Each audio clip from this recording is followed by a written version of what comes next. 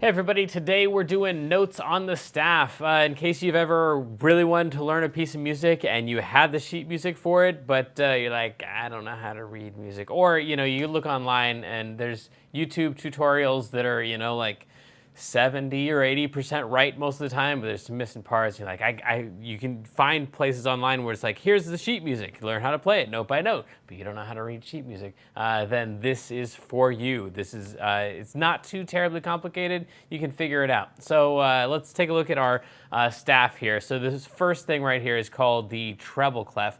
Now this is assuming that you already know all the names of the notes and stuff. The treble clef, this whole thing right here, is what's used to graph all of the high notes. So basically from middle C on up. So you can see that right here, middle C is this one right here, the very, very bottom of the treble clef, because the treble clef is the high section of the notes. So the bottom of that would be the middle of the piano, approximately. So all you got to do is find out for each note, is it on a line or is it on a space? Some of these, like this one right here, is on a line because it's got that line cutting right through the middle of it, right? But this one over here, for example, has no line cutting through the middle of it. It's got a line right above it and a line right below it. Right, so each note is either on a line or it's on a space. So then you just have to figure out which line or space it's on, compare it to this graph, and bam, you're done. You got the letter, you got the note you're supposed to be playing. So this one actually right here, this C, the first one I showed you, is on what's called a ledger line. That is its own individual line right down below the main 5 lines and 4 spaces of the treble clef. So if you've got a note that's right, it's in the treble clef and it's right on that very, very bottom line, always going to be an E every single time. Always going to be an E. If you're in the treble clef and you're on that bottom line, it's going to be an E, that note right there. So it's just, it goes step by step. Line, space, line, space, line, space, line, space. Line, space, line, space, line, space, line, space, line, space, line, space. Just like that. So starts right down there at that C, or if you just want to memorize, that very, very bottom line is an E, and then you can always count up from there. So if you get some note, that's like way up here on that space, and you have this one memorized, you can go, all right, that's an E, and then we have an F, and then a G, and then that's an A, and that's a B, and that would be a C, and that one's a D. So this one that I'm looking for right here, that's an E. So it's that one way up there because we started out on the low one, so we'd go up to that high E. And if you check it with the chart, conveniently, it also is an E on the chart. So anyway, that's what you're going to do with your treble clef. That's only half the notes, though, all of the upper notes on the piano. All of the lower ones are going to be down here in what's called the bass clef. So that's middle C on down. Same rules apply. Each note is either on a line or it's on a space. You just got to figure out which line or space it's on, compare it to the graph, bam, you got your left-hand notes, your lower notes. So the very top this time of the lower clef, the bass clef, very top is middle C. Now I do want to point out here, these 2 notes right here, exact same note. They look like they're, this one right up here should be higher than this one down here. It's the exact same note. The reason is that when you write these out and you've got your treble clef on top and bass clef on bottom, then you need a place to put your lyrics. So when you write out sheet music and you have lyrics to the song, you have to put those along the middle. So we broke it into 2. We said, all right, middle C on up, treble clef, we need a little space in the music, and then middle C on down. So that's why you kind of have a gap between 2 notes that are exactly the same. So we've got middle C and then just straight on down. It's the same set of rules. You just memorize probably one of the lower notes. This second space is a great one to memorize because it's a C. And so if you got a note down here, you can count down to that. If you've got a note that's way up here, you could count from C up to that. But pretty much after that, it's just a memorization game. Try to figure out which line or space it's on and then match it up.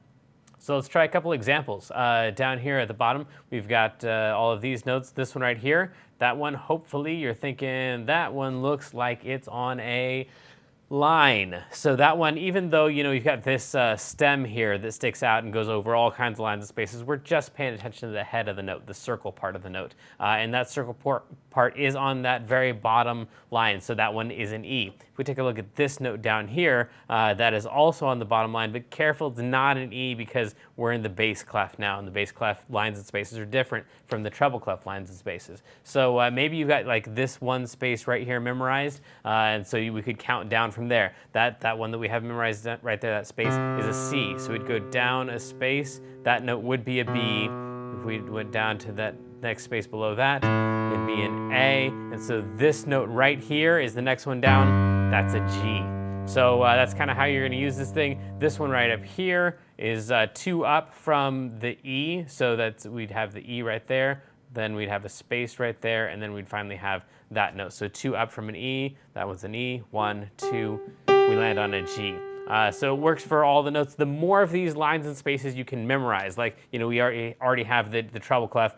Bottom line is E, right? So that one's hopefully already memorized. You've got that one down. If you can memorize a couple more of these, maybe something up there, memorize a couple of these, then you can count to the notes that you need to get to and always have all of your letters for all of your music.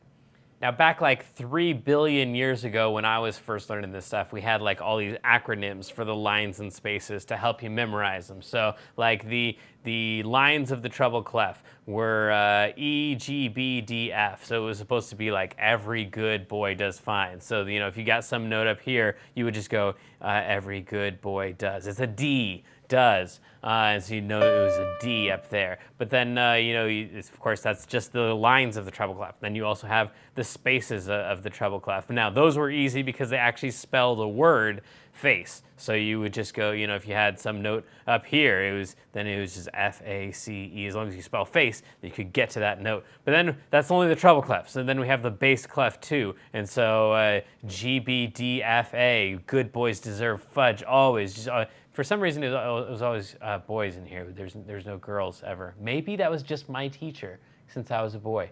I don't know. Anyway, so you have all these acronyms. Then all cows eat grass, or all cars eat gas. These never worked for me, so maybe they'll work for you. Like, oh, that's so cool, new tool to use. It was just a waste of time for me because I'd get like the third line on the treble clef. I'm like, I don't know, is this the face one? Is this the fudge one? Is this the cars one? So I just never knew. So that wasn't helpful to me at all. But if it helps you, that's a thing. Everybody's doing it. Everyone's trying to memorize these things. So good luck with that. Now, I do have a couple things left I want to show you here before we go, because that only deals with all of the white notes. And hopefully you already know that these up here, we got sharps and flats and stuff like that. So I want to show you those real quick on sheet music. This is how the flats would look. The flat part, the middle part of the flat, I guess it's not really the head of it, but whatever you would call that, will always be lined up on the line or space of the note that's referring to. So like this one right here, this flat sign right here has to be for E, because the circle part of that flat has that line going through the middle of it. This one, on the other hand, would have to be for an A flat, because it's got its circle part on the space that is reserved for A. So if you got a bunch of notes all in a row and some of them have flat signs and some of them don't, you can't tell, is that flat sign going for this note or that note? Just look at where the circle part of that flat is. So for example, if we zoom in on this one right here, you can see that flat sign right there is definitely has that line cutting right through the middle of it. So that's the way those are supposed to be written. Now you do have to watch out. Within the same measure, that flat continues for all of the rest of that note. That didn't make any sense at all. Let me show you what I mean. These right here are E's. We already memorized E's. So we have 2 E's in a row. Now this one right here says it's supposed to be E flat. It's got that flat sign next to it. So it's supposed to play that. Then we come up with this one right here. It's like, all right, another E, but it's not. It's actually an E flat, because this flat right here applies to that line for the rest of that measure. So this one right here is an E flat. This one right here, also an E flat, right? Now this next one over here is an E, just a regular old E, E natural, because this bar line right here resets the whole thing. Once you hit that new measure, then all of the old flats and sharps don't apply anymore. So now we're back to E. Then this one's also an E, and then this one has the flat sign, so it's E flat. So the notes that are written here would be 2 E's in a row, and then 2 E flats in a row, new measure, 2 E's in a row, and then we'd have an E flat. So just watch out for that. If you get a flat sign, don't forget that applies for that whole entire measure. Let's take a look at sharps. And this time I use the bass clef. Same thing with the sharps. You just got to look for like the inside part of that sharp. In this case, it's got that line running right through the middle of it. So we know that that sharp is for that line. Over here, we've got that space. There's no line cutting through the middle of it. So we know that that sharp is on a space. A couple examples right here. We've got this C right here, and then this C right here. Then we got this C sharp. Don't forget, it also applies for this one. So we got 2 C sharps in a row. Then we're back to here because of this bar line right here that has reset that entire thing. So now these are back to C's. And then right here we have a C sharp. So kind of the same rules there for the sharps. For naturals, natural just means like no sharp, no flat. All these white notes, these are all naturals. C, C natural, same note. D, D natural, same note.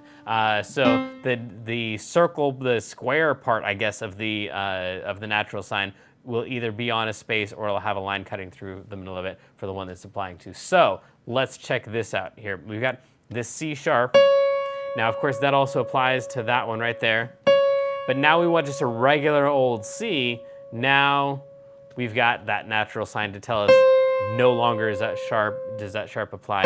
That's now a natural, and that continues for the rest of the measure, since that's the rule with sharps, flats, and naturals. By the way, all 3 of those together are called accidentals. It's just, it means outside of the normal notes that you were already playing. So sharps, flats, naturals all apply for the rest of the measure. Right here, this is a C natural, and then we've got a sharp right here, and then it's back to natural right there, and that of course applies for the next note as well. So that's sharps, flats, and naturals applied to all of your letters on the treble clef and bass clef. Of course, this is just a stepping stone for the rest of your reading of sheet music. So, send me your videos of how you use this stuff, how you take it to the next level. Looking forward to hearing from you. Good luck. Have fun.